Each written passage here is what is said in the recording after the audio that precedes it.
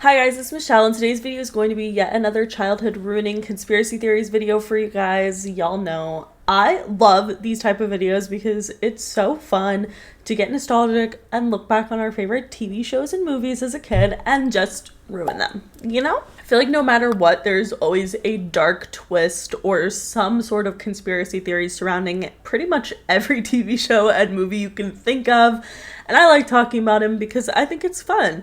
But also please leave below your favorite TV shows or movies from your childhood so that I can look up conspiracy theories on those and get them in for you because I just think it's fun. But without further ado, let's get into the childhood ruining conspiracy theories. All right, the first one I want to talk about is all about the Minions. So a lot of people have been talking about the Minions lately because Despicable Me 4 or something came out. I don't honestly never seen a Despicable Me movie. However, there has been a lot of conspiracy theories surrounding the Minions for literally years. Basically the entire time, I thought the Minions were just like Gru's children. I mean, I've never, like not his actual children because they're like not humans, but I just thought he like hangs out with them and it's fine. I didn't know he was like a bad guy. But either way, I guess the story of the Minions is that they're equipped to always serve the most evil person in the world at the time. And they've been doing this for thousands of years, like literally since the beginning of time. So after the first Despicable Me movie came out, a lot of people started to speculate whether or not that means that the Minions served under Hitler in World War II. Because theoretically, they're serving for the most evil person at the time. They've been around forever. It makes complete sense. However, because this is a Disney movie, they decided to make the second movie from the Despicable Me franchise called Minions, and they actually explain that the Minions were conveniently living in an ice cave from 1812 to 1968, basically making it impossible for them to have served Hitler. I just think that's funny that they like canon blacked out this specific time so that no one could say that the Minions like fucked with Hitler. I just find this speech pretty childhood ruining, especially if you were a Minions girl. Like, they would have served Hitler. They just were frozen, so they couldn't. But like, what? This is a fucking Disney movie. Like, that's crazy. Also, though, not that crazy because Walt Disney was a really big anti-Semite, so there's that. All right, the next theory comes from the movie Up, and it's basically the theory that Carl accidentally killed Ellie himself, or is just responsible for her death. So in the montage of Carl and Ellie's life, we see a lot happen, and a lot of signs point that this could be a very true theory. So when Carl and Ellie buy their house together, it's all beat up. This is like taking place around the 1950s, and the house was presumably from like the 30s or 40s, which was when there were a lot of issues with paint and lead being in the paint. So it's theorized that Ellie and Carl's home actually has paint that caused Ellie to be poisoned by lead poisoning. So again, in the 1930s and 40s, a lot of people had issues with their houses exposing them to lead poisoning. And if you look chronologically in the timeline of Carl and Ellie in Up, they do experience a lot of the similar symptoms to that of someone who had been infected with lead poisoning. So lead poisoning can cause reproductive issues, which we definitely saw in Ellie and Carl's montage, that they had issues trying to have children and they never ended up having kids. So a lot of people think that maybe because Ellie was exposed to this lead paint that she ended up becoming infertile. The theory also continues that the lead poisoning killed Ellie over time and ultimately was what caused her death. I mean, as we see Ellie aging and getting sicker and sicker, it does kind of seem like it could be like any disease, so I wouldn't say that I would rule this theory out. I think it low-key makes a lot of sense. It also explains why it is so hard for Carl to let go of this situation with Ellie in the house and everything, because he feels a sense of guilt over it because he was the one who chose the house and surprised Ellie with it and didn't check to see if the paint that they had used in the house prior could be potentially dangerous, and ultimately that led to her death. So it's a dark theory. It makes Up even sadder than it was before, and I hate it.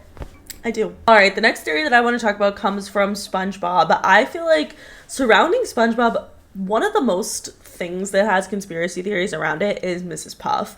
She's fucking weird. She does some weird dark shit on the low.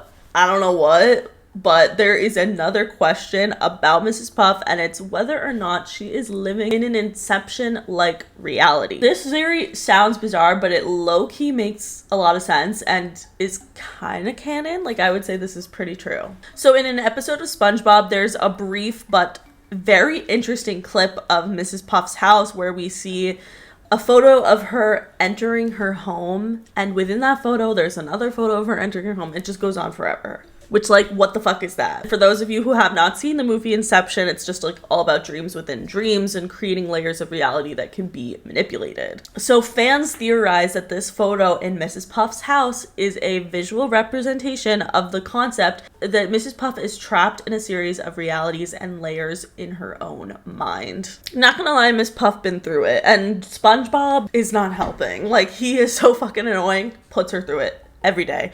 Every time he fails his driver's test. Like, also, every episode that Mrs. Puff is in feels like an endless loop, low-key. It's very repetitive cycles of traumatic scenarios involving trying to get SpongeBob his fucking boating license. They end up crashing or in just some weird, disastrous situation. There's also an episode where SpongeBob gets his driver's license from another driving instructor.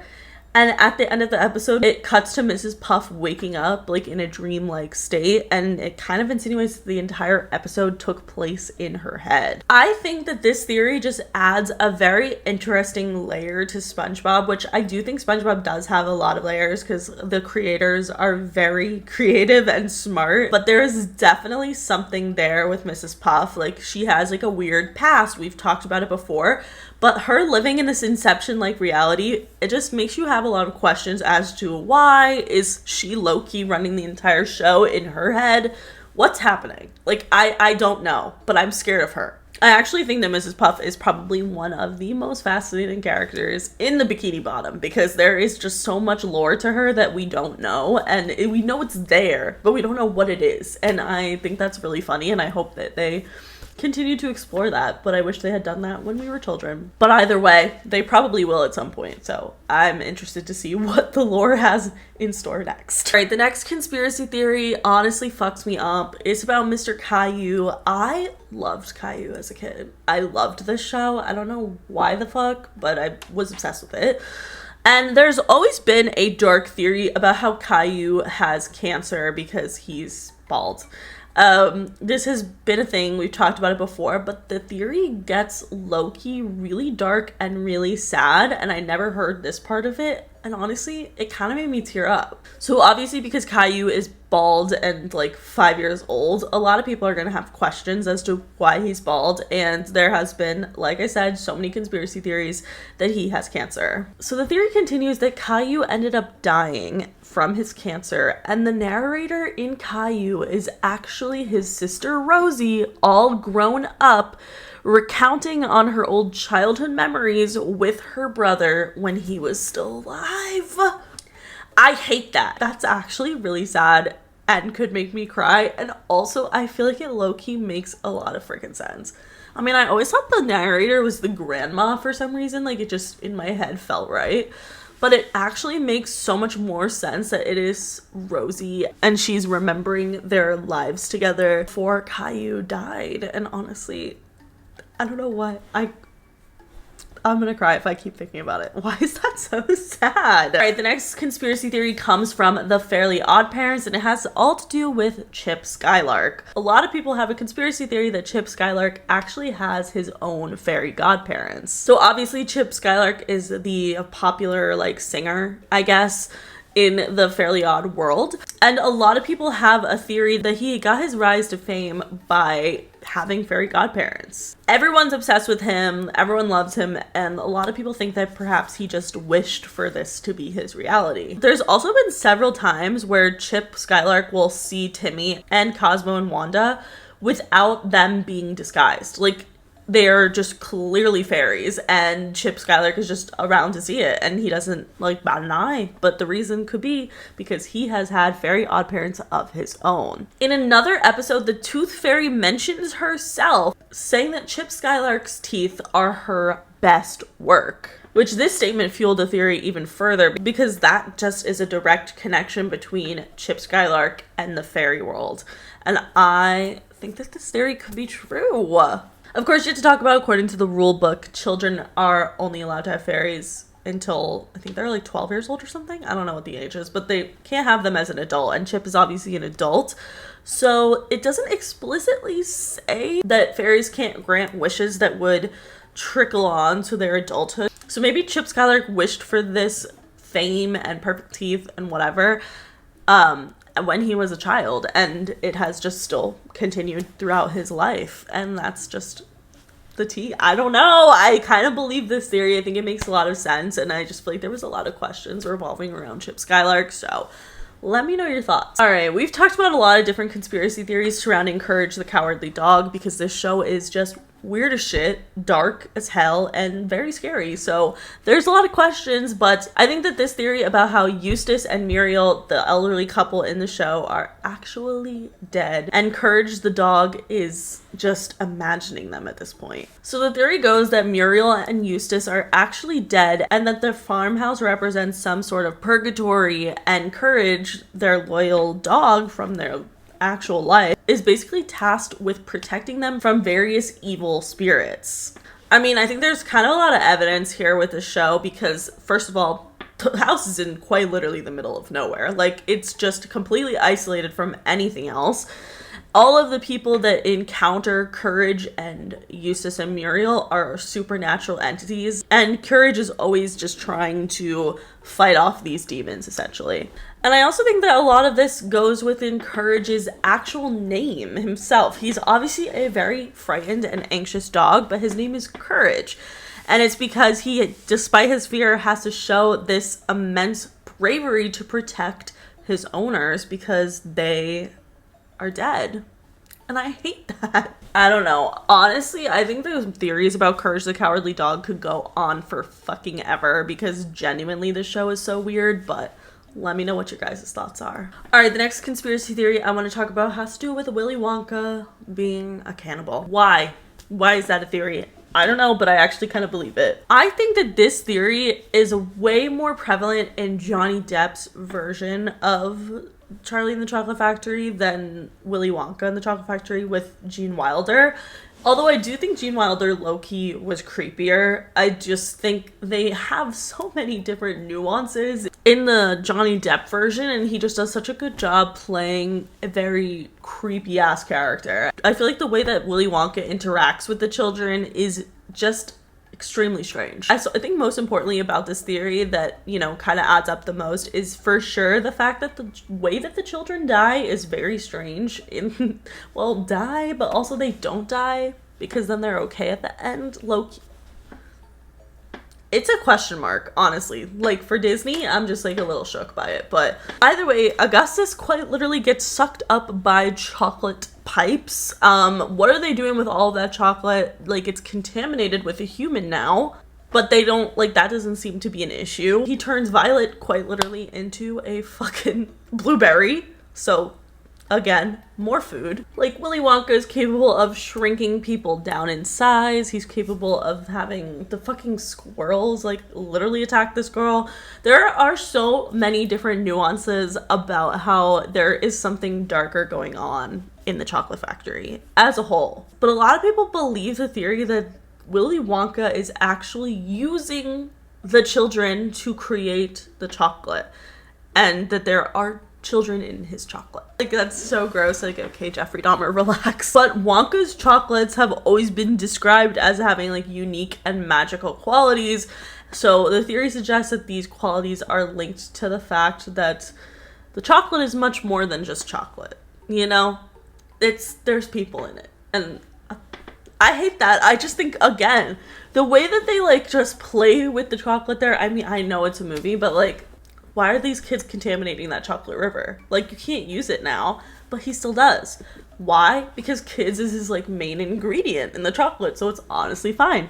I'm just gonna say, I kind of believe this theory. I know that, like, Willy Wonka is supposed to be whimsical and cute, and I totally get it, But there is just something dark about Willy Wonka as a whole. And again, Johnny Depp's version, I feel like, emphasizes this theory way more. I just think Gene Wilder's version of Willy Wonka is the most terrifying thing, and like just proves this theory. The way that he acts around the kids, like he has a temper, I don't know, I believe it full-heartedly. The next theory is about the Polar Express, and this is a pretty dark theory that the Polar Express actually represents the journey to the afterlife.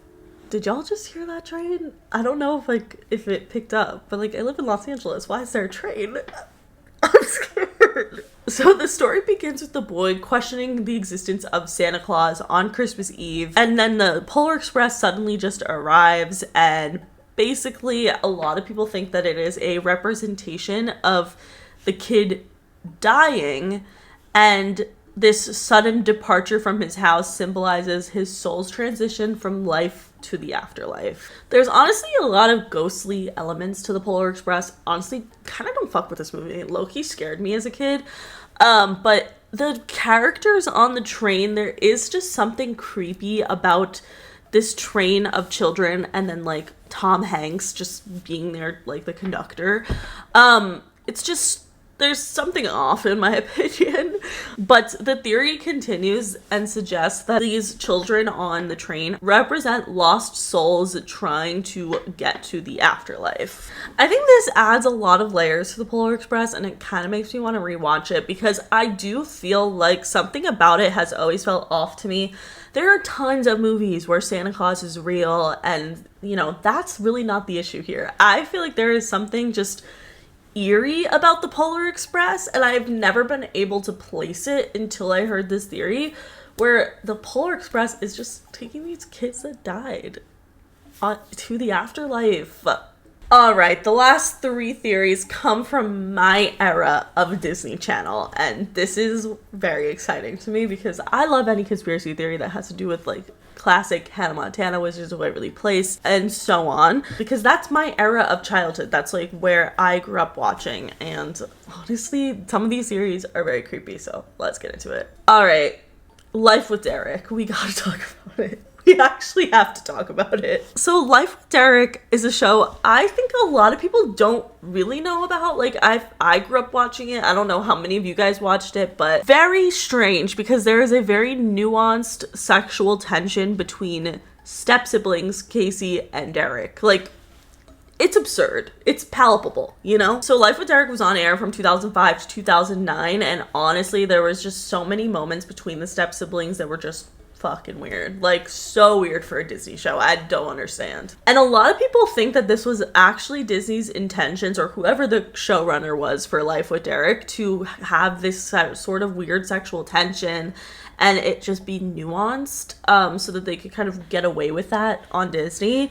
And a lot of fans think that this is the reason that there is no Life with Derek on Disney Plus. They don't ever play reruns of the show on Disney Channel, like, never. And it's because Disney was trying to cover up this weird incestuous show. And I think that this is true. And here's the issue here. I don't think the issue is actually Disney. I think the issue is Canada.